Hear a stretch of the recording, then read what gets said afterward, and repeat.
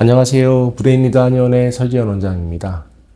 오늘은 지난번 학교폭력 피해자 다음 버전으로 학교폭력 가해자에 대해서 치료가 어떠한 것이 필요한지에 대한 이야기를 나누고자 합니다. 우리는 대부분 학교폭력의 피해자에 대한 심리적 지원을 이야기하고 그들을 보호할 수 있는 방법을 이야기합니다.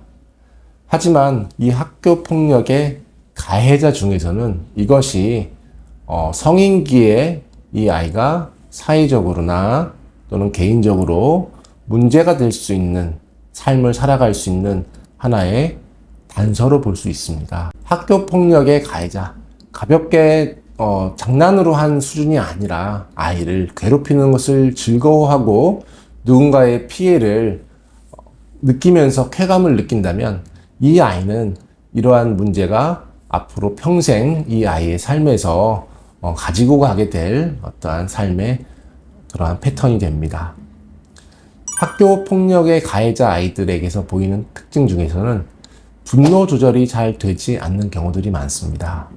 본인의 분노를 풀어야 되는데 이 분노를 정상적인 방향으로는 풀려지지가 않기 때문에 누군가를 괴롭히는 방식으로 풀게 되죠. 본인의 분노는 풀리게 되지만 상대방은 깊은 상처가 남게 되죠.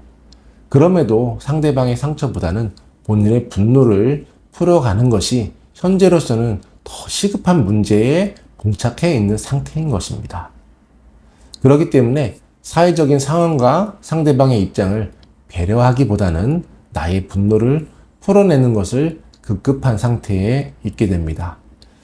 많은 가해자들 중에서는 주의력 저하인 경우들도 많습니다. 즉 ADHD 중에 충동성 조절 장애가 있는 경우들이 많습니다.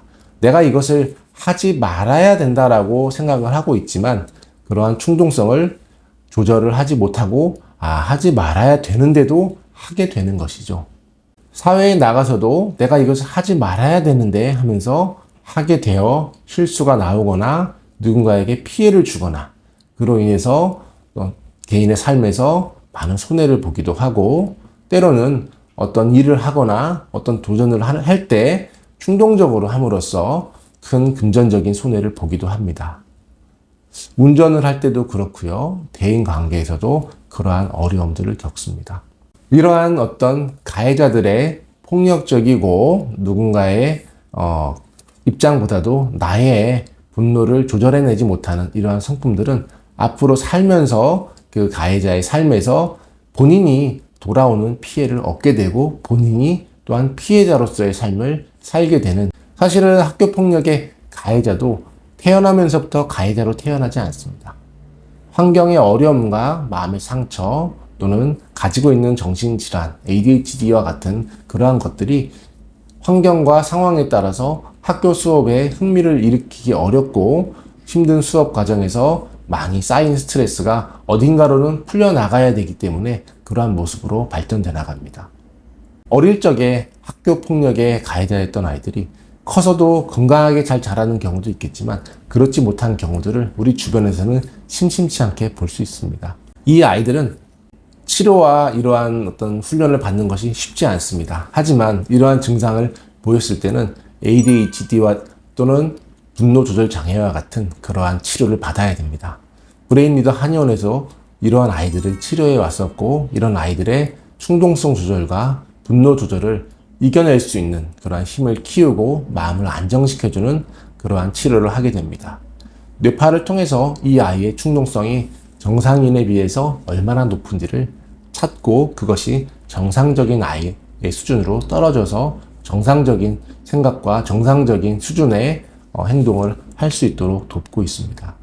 피해자뿐만 아니라 가해자도 나중에는 본인이 피해자가 될 수 있기 때문에 그러한 증상과 그러한 이슈가 있다면 부모님께서는 우리 아이가 맞아서 온 것이 아니니까 넘어가지 마시고 더 크기 전에, 더 어른이 되기 전에 건강하고 성숙한 인격을 가진 아이로 성장해 나갈 수 있도록 한방치료와 신경인지치료 또는 심리치료들을 병행함으로써 이 아이가 건강한 인격과 사회인으로서 잘 살아갈 수 있도록 어렸을 때 도움을 주는 것이 필요합니다.